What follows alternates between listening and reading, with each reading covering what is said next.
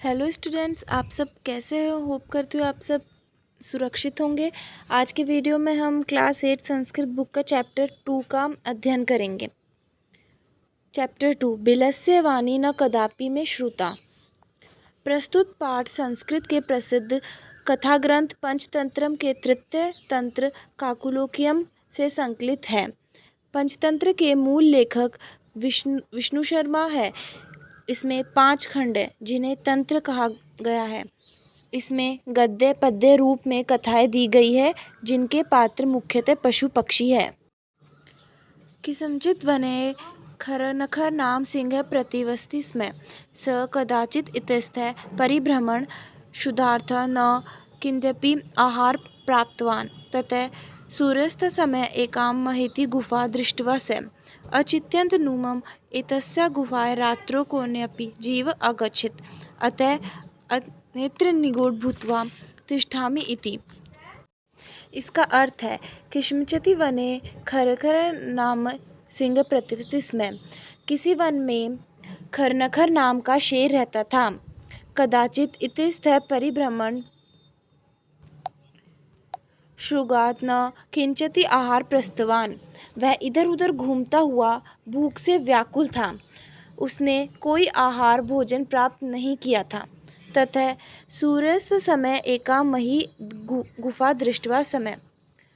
उसके बाद सूर्यास्त के समय उसे एक बड़ी सी गुफा दिखाई दी और उसने विचार किया नूनम एतस्य गुफायां रात्रि कनोपि जीव आगच्छति कि निश्चित रूप से इस गुफा में रात्रि में कोई जीव जरूर आएगा।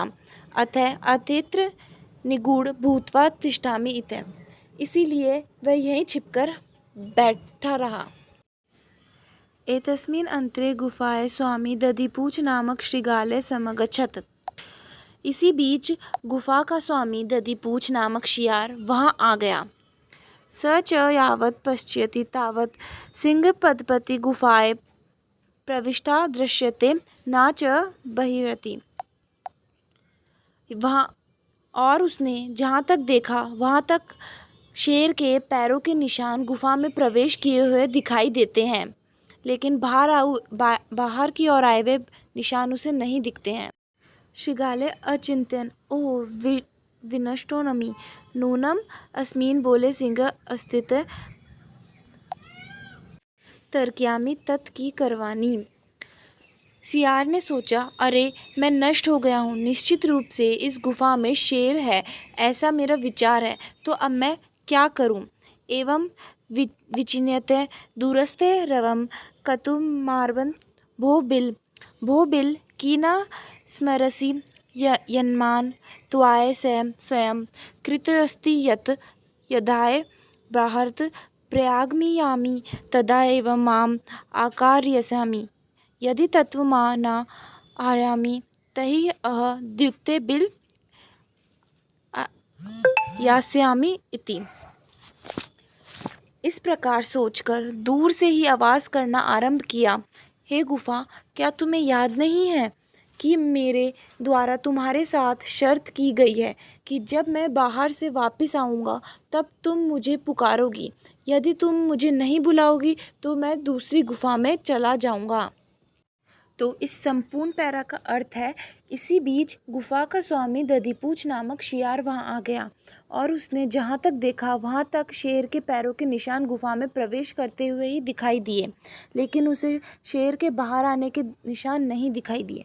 शियार ने सोचा, अरे मैं नष्ट हो गया हूँ, निश्चित रूप से ही इस गुफा में शेर है, ऐसा उसका विचार था। तो मैं क्या करूँ?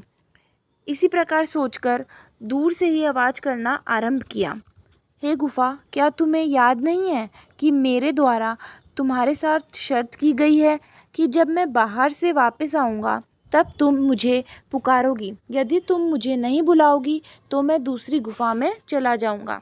अब इसके आगे, अत एतच्छ्रुत्वा सिंह अचिन्तयत् नूनमेषा गुहा स्वामिनी सदा समाहनं करोति परंतु मदभयता न किंचित वदति।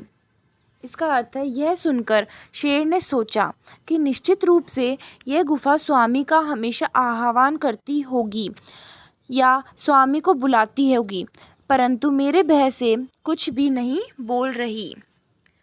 अथवा साध्विदम उच्यते, यह उचित कहा गया है। भयसंतरम सत मनसा हस्तपादिका क्रिया प्रवर्तन्ते न वाणी च वेपथुषातिचिको भवेता। डरे हुए मन वाले लोगों की हाथ पैर आदि से संबंधित क्रियाएं काम नहीं करती है और उन लोगों की वाणी और अधिक कांपने लग जाती है। ऐसा गुफा के बारे में सोचकर शेर ने कहा। तद्मै अस्य आह्वान करोमि, अतः मैं इसका आह्वान करता हूँ, अर्थात मैं ही इसे बुलाता हूँ। एवं स बिल प्रविशय में भोज्यम भविष्यति, इस प्रकार वह शियार इस गुफा में प्रवेश करके मेरा भोजन होगा। इत्यर्थे विचार्य सिंह सहसा शृगालस्य आह्वानाम करोत, इस प्रकार विचार करके शेर अचानक शियार का आह्वान करने लगता है, अर्थात शियार को पुकारने लगा। सिंहस्य ऊर्च गर्जन प्रतिध्वनिना सा गुफा उच्च शृगालम आयत, शेर की तेज गर्जना की आवाज से वह गुफा जोर से शृगाल को पुकारती है। अनेन अन्येपि पशु भयभीता अभवन, इससे अन्य भी पशु भयभीत हो गए। शृगालोऽपि तत दूरम पलायम इम पठत, शियार भी वहाँ से बहुत दूर भाग गया यह कहते हुए।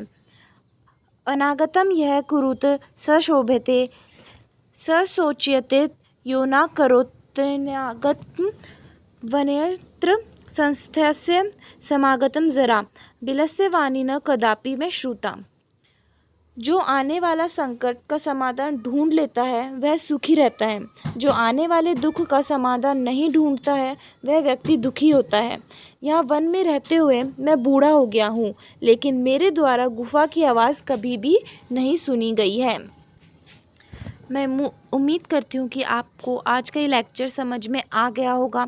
अगर आपको मेरे लेक्चर्स अच्छा लगा और समझ में आया तो मेरे चैनल को लाइक कीजिए, शेयर कीजिए और सब्सक्राइब कीजिए। Thank you.